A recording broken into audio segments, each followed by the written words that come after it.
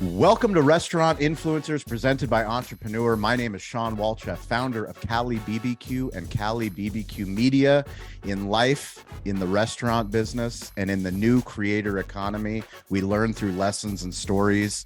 Today, we have an extremely important guest because the work that we do on this show, we're so fortunate that just over a year and a half ago, we launched with Entrepreneur Media. Toast, our title sponsor, our technology partner at our barbecue restaurants, believes in the power of storytelling. They gave us the opportunity to host this show, and because of this show, we've reached over 25 million people. But today's guest is one of the theses of this show. We have none other than Jon Taffer, international celebrity, New York Times best-selling author, highly sought-after business consultant. He is a creator. He is an executive producer of Paramount's #1 show, Bar Rescue, a man that needs no introduction. Jon, welcome to the show. Good to be here, buddy. Nice to talk with you. First random question is, where in the world is your favorite stadium, stage, or venue? Ooh, well, that would have to be for different things because I'm an old nightclub guy. Remember, I ran the Troubadour and Pulsations and a lot of nightclubs in the mega nightclub days. So I would say my favorite venue right now is T-Mobile in Las Vegas because of the Golden Knights and the Stanley Cup. So I'm pretty zeroed in on that one right now. But, I think that there's a lot of great venues in the country. I would say Tanglewood up in Massachusetts is an outdoor venue, which I think is one of my favorite. When I look at bars across the country, some great historic bars, Employees Only is a great example of one. I look in Vegas at some of the venues like a Marquee, $80 million a year, an Excess and Win, $88 million a year. The fantasy numbers that are achieved in some of these venues, particularly in my city here in Las Vegas, is crazy. But, if I were to pick one venue that is probably my favorite, I would pick a venue that's meaningful historically. And I would pick the Troubadour in Hollywood, California, which I ran many, many years ago, only because Bruce Springsteen was discovered there, Elton John was discovered there, and all these famous artists came from there. So that's a pretty special venue if we use the word venue. Beautiful. So the Troubadour, how many people fit in the Troubadour? About 1,300. There's an upstairs balcony and a downstairs area.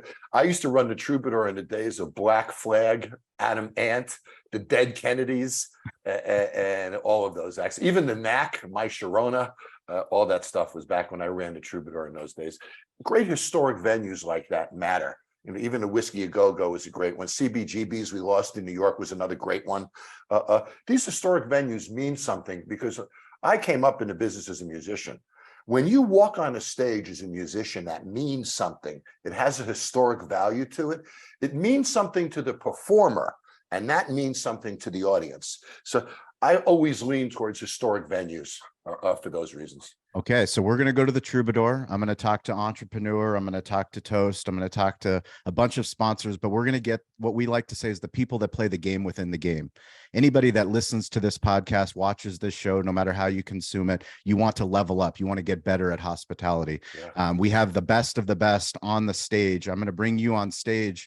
And, when I was growing up, I never met my father. My grandfather raised me. He was a Bulgarian immigrant, and he taught me 3 things. And that was to stay curious, to get involved, and to ask for help.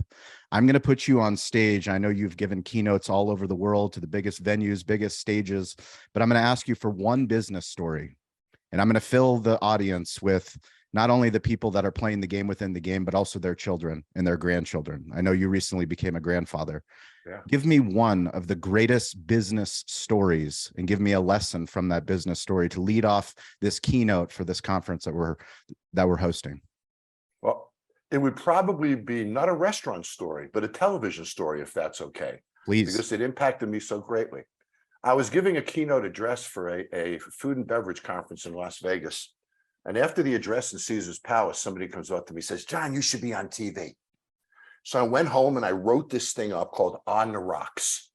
And it was a cross between Kitchen Nightmares and Mission Impossible. So they would drop me into these failing bars and restaurants, and I would pull out my files like Mission Impossible, and I would find my experts where I put the files down, and then I would go save the place. So I put this pitch together, and years earlier, I had consulted to Paramount for Bubba Gump Shrimp Company. So Wow. I had good relationships on the Paramount lot. So I call my friends at Paramount. They set me up with the head of TV and all the Paramount people with TV. I'm coming to pitch something. They're being very nice to me because of my previous relationship. So I walk into the room and I say to them, gentlemen, I appreciate you taking the time to meet me. I want to pitch you with an idea. I'm not a TV guy. So all I want to hear from you is if this is worth me trying to put time into, or if I should just move on and not do it at all. They said, okay. So I pitched them on my idea. And do I have to use filtered language on this podcast? Absolutely not. This is an entrepreneur show. Excellent. So they looked at me and they said, quote, Jon, you will never fucking be on television. You're not good looking enough. You're too old. It will never happen. Wow. I drive out the gates of Paramount. I'm pretty bummed out, as you can imagine, right? The big gate, pretty dramatic thing. I drive out and I think to myself, they sell TV shows with 3 to 4 minute sizzle reels. Fuck them. I'm going to go make my own sizzle reel. So when I produced my own sizzle reel in a friend's bar, it was empty on Saturday afternoon, packed on Sunday afternoon because of football. So I go there when it's empty, I go there when it's full. Look at what I did. I put the sizzle reel together. I send it out to 4 production companies that I have no relationship with, 0. Paramount I had a relationship with. I send it to these 4 companies. All 4 of them give me offers. 4 out of 4. So now I got offers for 90% of the profits, offers. I've never been in the entertainment business before, so I have to hire entertainment attorneys, put the deal together. I wound up signing with 3 Ball Entertainment, who wasn't the best offer that I had, but I felt they produced the best product. They had a show called The Biggest Loser at the time. They were very successful reality producers. So I signed with them. That was 13 years ago. Now, 240 episodes later, I still laugh with my Paramount friends over this. And the full circle, the funniest part of it is Paramount said to me, you will never fucking be on television. But what network am I on? Paramount. So here's the point to this story. 2 really powerful lessons. Lesson 1, the only person who can say no to you is you. Don't ever forget that. When we say yes to ourselves and somebody else says no, it doesn't mean we need to flip to a no. That's a personal decision. Now, sure, risk management, you take advice from the outside, all those kind of things. But remember, because somebody else says no to you doesn't mean it's no to you. The next thing I think is a powerful lesson in this is the fact that I didn't go for the money. I went for the quality. I could have taken a richer deal, but I took a deal with a company that would produce a product. So I had a long-term view on what I was doing rather than a short-term hit for the cash. And I think those 2 decisions, not saying no and understanding that I'm in control of this destiny, is what's put me here today. Huge news. Toast, our primary technology partner at our barbecue restaurants in San Diego, and the primary technology partner of so many of the guests that we have on this show, have announced they are expanding their business offerings with Google.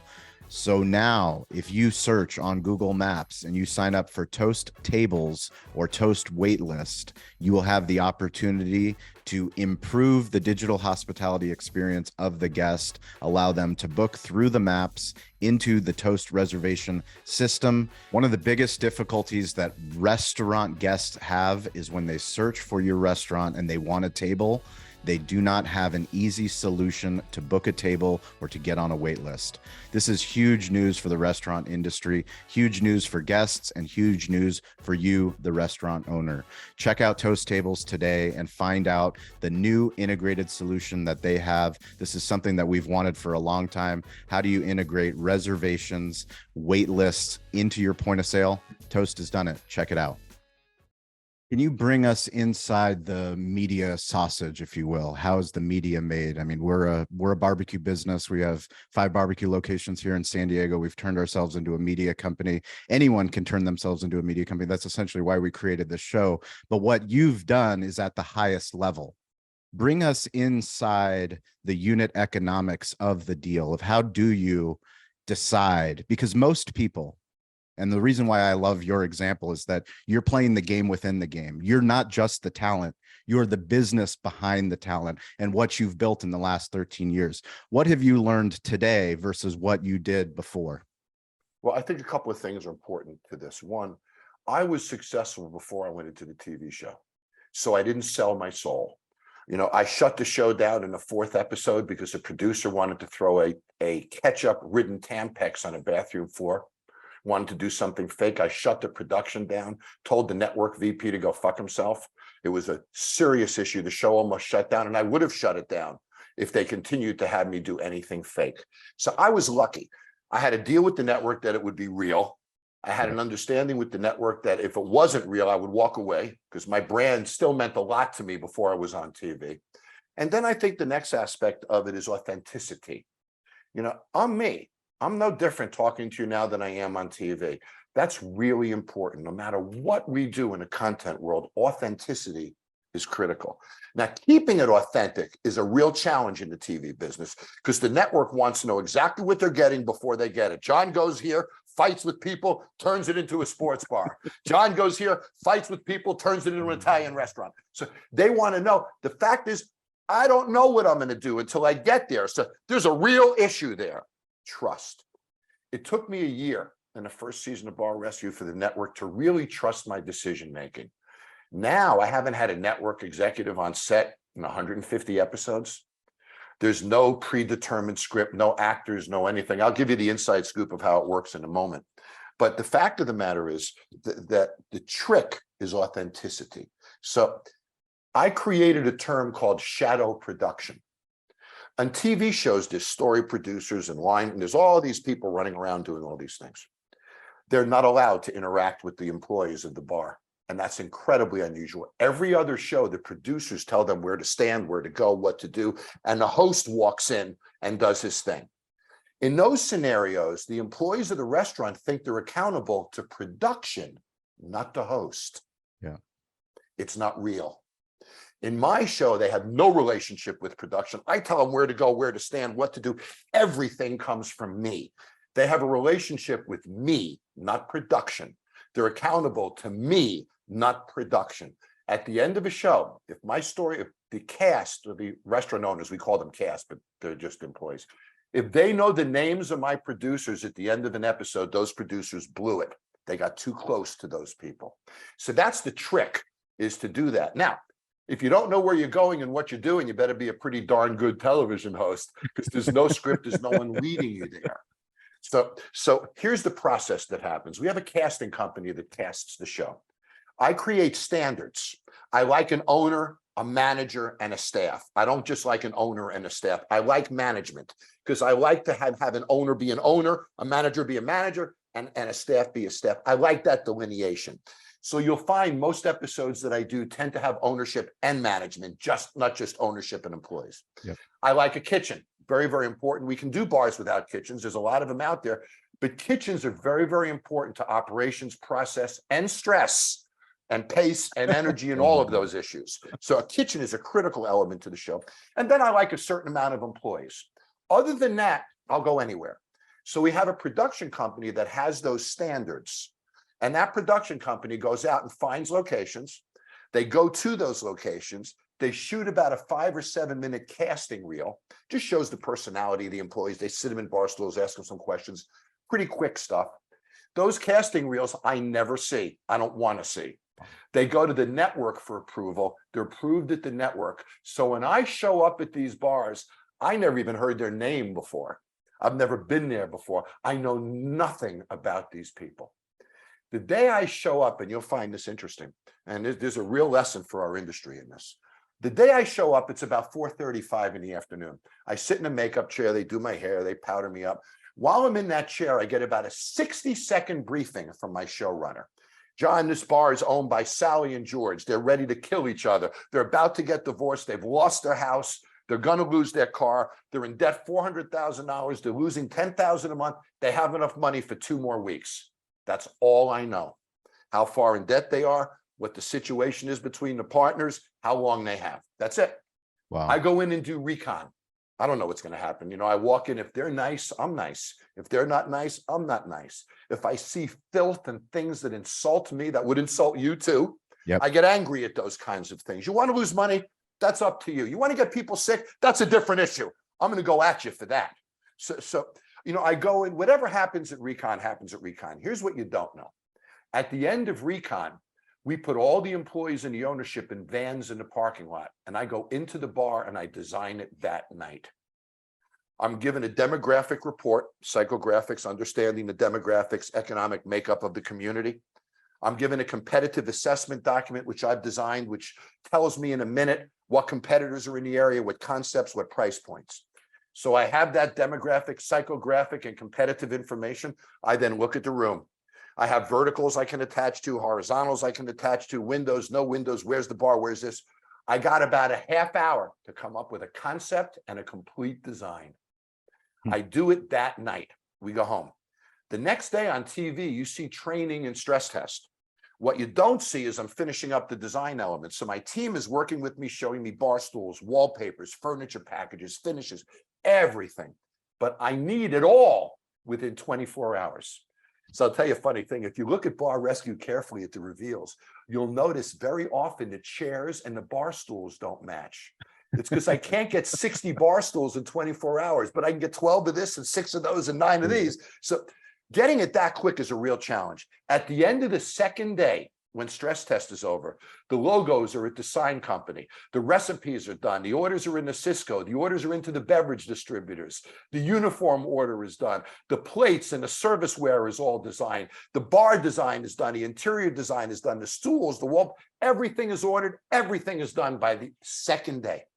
At the end of stress test, my team goes in and we start remodeling. We do remodel it in 36 hours.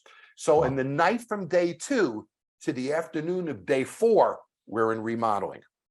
That's why day 3 in Bar Rescue, I train off-site because we're remodeling at the location. On the 4th day, at about 5 o'clock in the afternoon, I show up to a final walkthrough with my team. I might change something, modify something, move this, change that. I don't like this color, it didn't work, we do that. We'll do a couple of hours worth of changes and modifications, and then those same white vans pull in a parking lot with the cast and blindfolds. We line them up in front and they see the bar. So really, I spend maybe 20 hours with them tops. You know, I have an hour to design the bar, an hour to get the menu done, get the food orders and the logos done. So I ask our industry a question. What the fuck takes you guys so long to do anything? Weeks of menu development, weeks of design. I got to test, I got this, meeting after meeting, discussion after discussion. Sometimes, guys, time is money. And if there's anything I've learned from Bar Rescue, it's that everything we do as an industry takes way too long. Urgency. So, let's get to it. I agree with you. Urgency and intent. Correct. Speaking of urgency and intent, I want to talk about internet storytelling. As somebody that's built his brand, I'm going to give you some numbers here. So your Facebook account, 687,000 followers, Instagram, 386, TikTok, 1.5 million, Twitter, 255,000, YouTube, 8,000. If you add in Bar Rescue, their handle, if you add in Taffer's Brown Butter Bourbon, if you add in Taffer's Tavern, we're talking about over 5 million followers just on social media alone. We're talking about Taffer Media.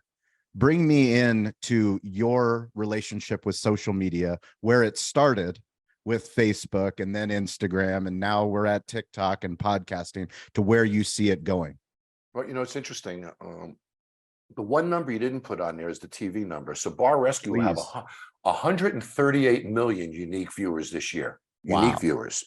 So that's a lot of eyeballs. So obviously that helps feed my social media. It would be unreasonable not to show that as as the backbone that feeds so much of what I do.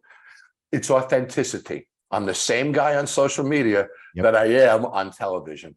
If somebody says something to me on social media, I'll give it right back to them.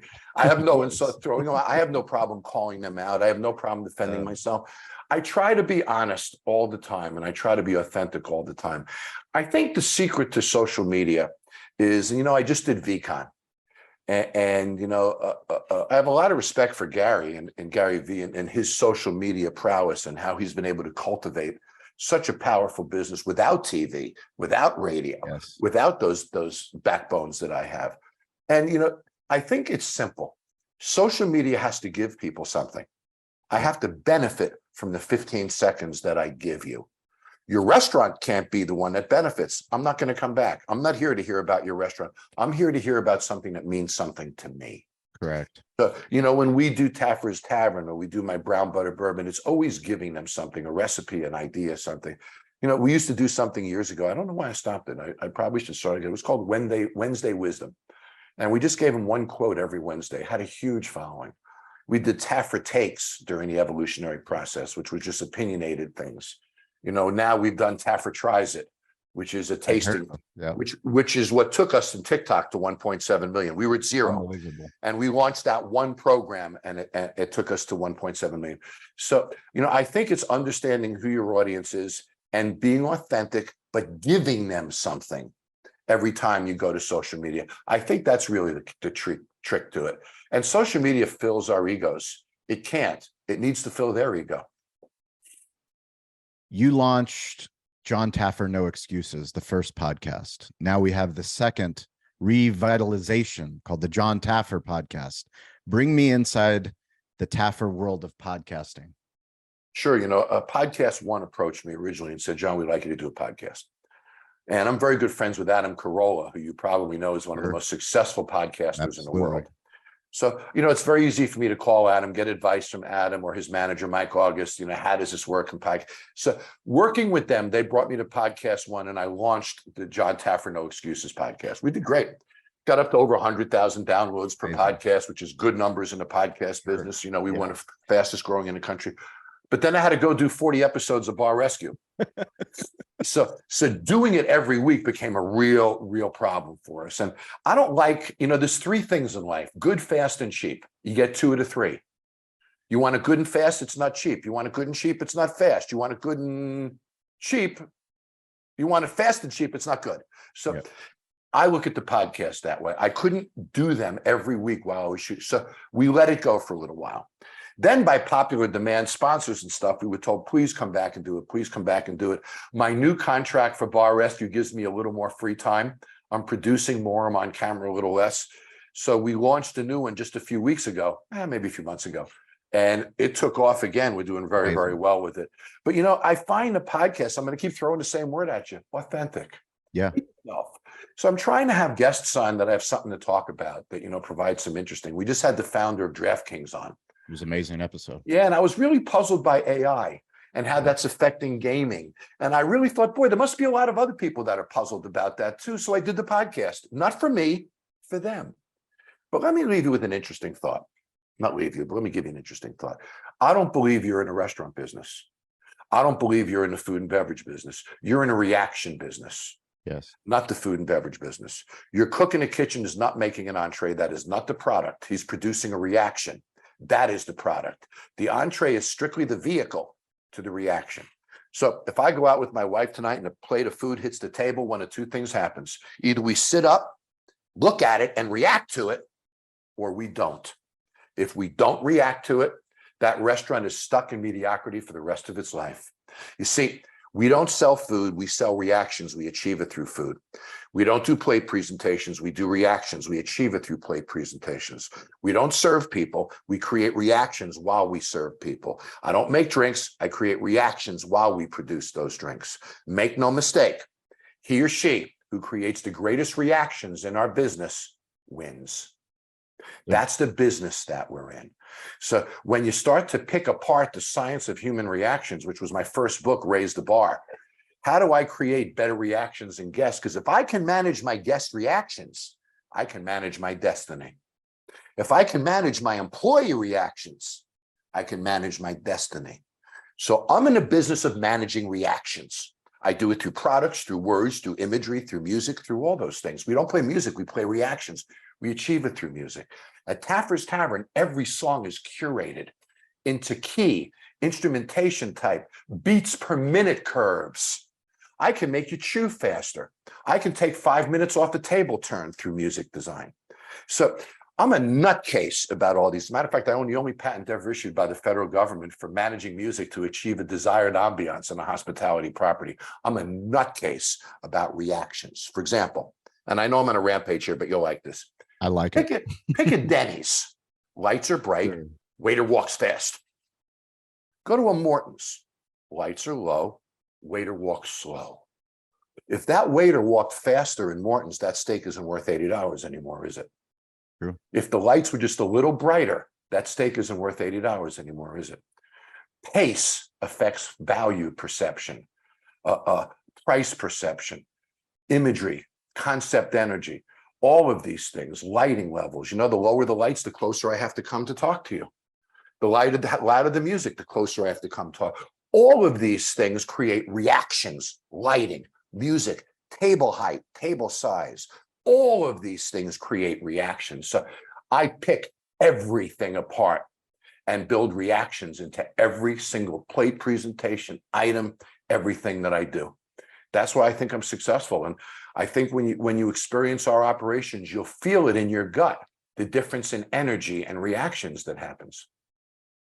So you've had President Trump on your podcast. You've had Dave Portnoy, El Prez, Barstool Sports. You've had Chef Robert Irvine, who's a friend of our show. He's absolutely incredible. Dana My White, buddy. Mark Cuban, Dan Rowe, all of these incredible people on your show.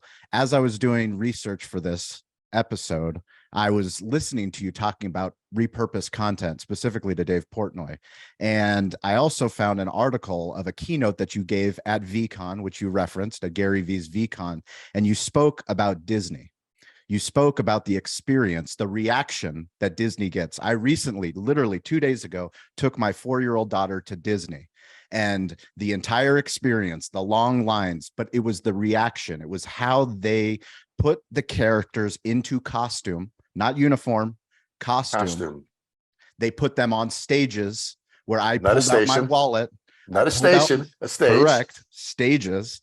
My question to you is why or how can you repurpose content to give the internet more of Jon Taffer? Because the speech that you gave at VCon should be as a part of your podcast, can be a bonus episode. You give all these incredible speeches, you do all this incredible work, you're already doing amazing things that your audience can benefit from. And more importantly, back to your grandson and to the future generations of industry, how can they learn? Well, they can learn through this greatest gift that we all have, which is the internet. So what can I ask of you? What can you do to help us get more Taffer on podcasts? It's interesting when you put that forth, and you raise a really good point, and something I haven't really thought of. When I'm on stage at VCon, I do content. Yeah. I'm talking to people, I'm looking in their eyes, so I feed off them. I don't have a prepared script. When I went out to VCon, there was no outline, there was no script, I had no cards, I had no notes. It was all a free flowing based on their facial expressions. Podcast, I look at very differently. It's more conversational, a little more intimate. But why couldn't I take that Gary V type of content and bring it to my podcast? I've never done that before. I think that's a fantastic idea. Listen to my next podcast. I think it's a great idea. But, just for fun, I'd like to tell you what I said on Gary V about Disney. Please, I would love to hear it. And I looked out into the room, and I'm a huge Disney fan. I'm very close to Disney Imagineering. These guys are all my buddies. And I said, how many of you have been to Disney World? And they raised their hands. And I say, how many of you were hugged by Mickey Mouse? And they all raised their hands. So if you saw who was in that costume, you'd die. But you didn't see foam and fabric. You saw Mickey. Yeah. Let's say you walk down Main Street with the ugliest child on the planet. This kid is a third eye in the middle of its head. I mean, it's the ugliest child on the planet. And you walk up to a VIP hostess and you say, what time does the parade start? That VIP hostess is going to answer your question. She's going to bend down. She's going to lift up that kid's hat. She's going to look at the ugliest child she's ever seen in her life.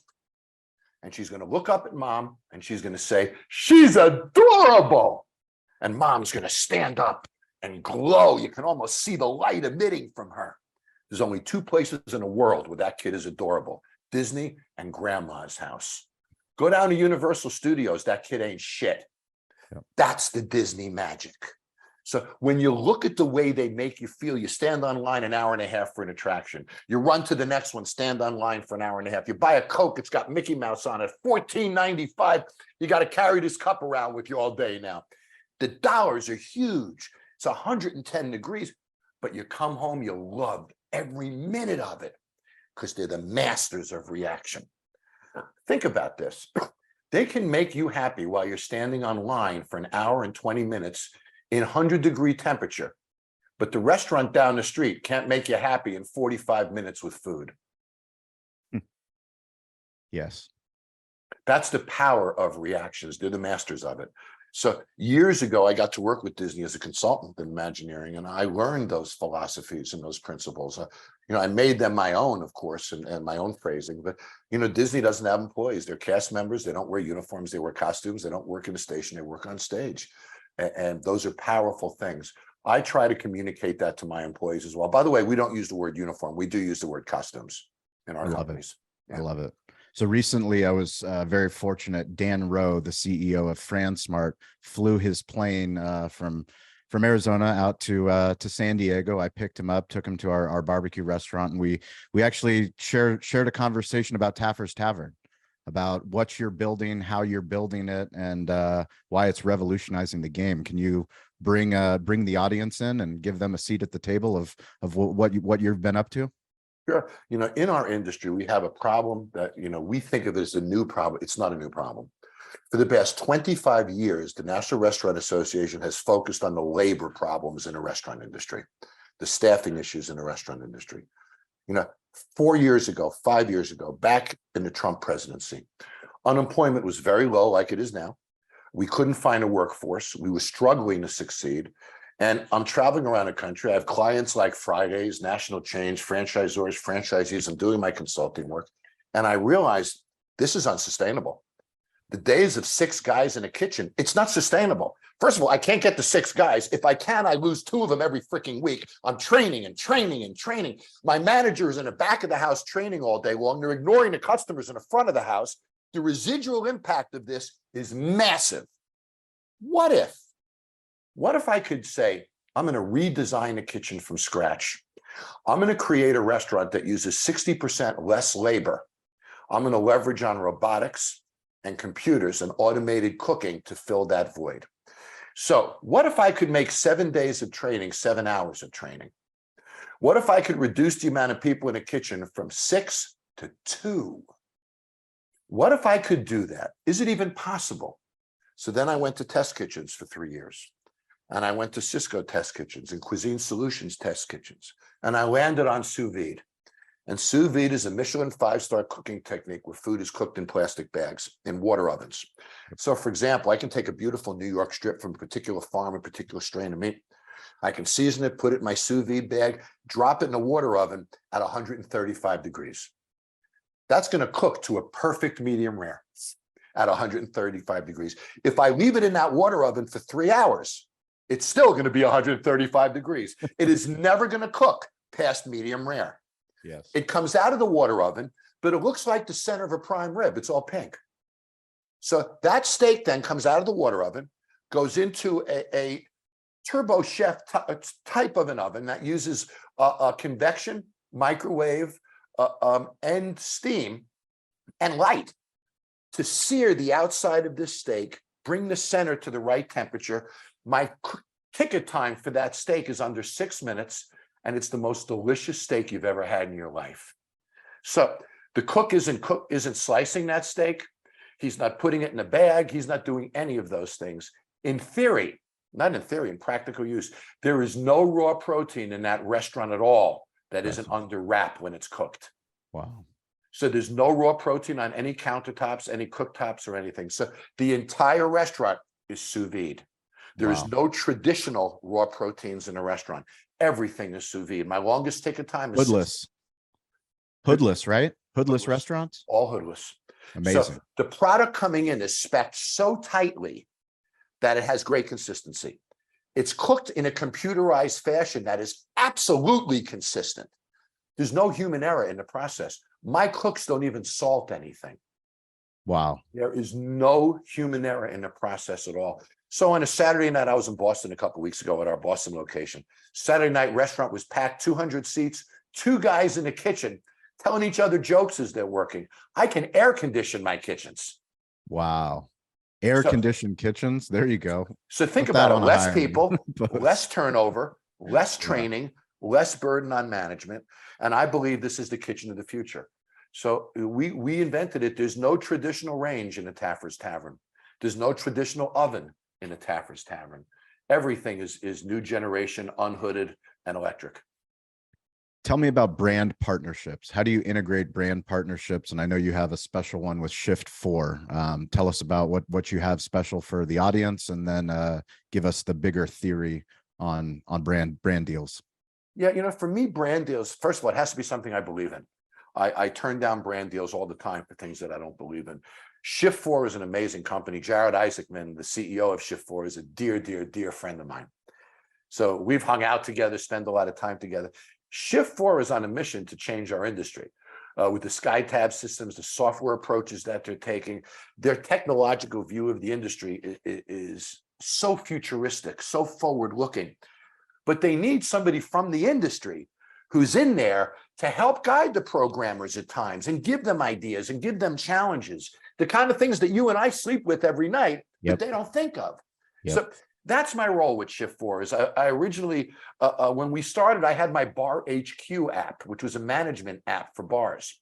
When the deal with Shift4 started, they bought my Bar HQ app, so all that management tools and programming could roll into their products. Then we evolved it. Jared and I, having a burger at Planet Hollywood in Las Vegas one afternoon, created the term Smart POS. And we took it to the next level. A POS system that flags it when your revenues drop 2% Monday to Monday and gives you the tools to fix it. The promotion, the merchandising, the sales plan to fix it. A POS system that truly acts like a partner in revenues as well as transactional management. That was our vision. So that's really, really exciting for me. I also have a sponsorship with ChargeFuse. Yes. And the reason why is, I look at length of stay in bars.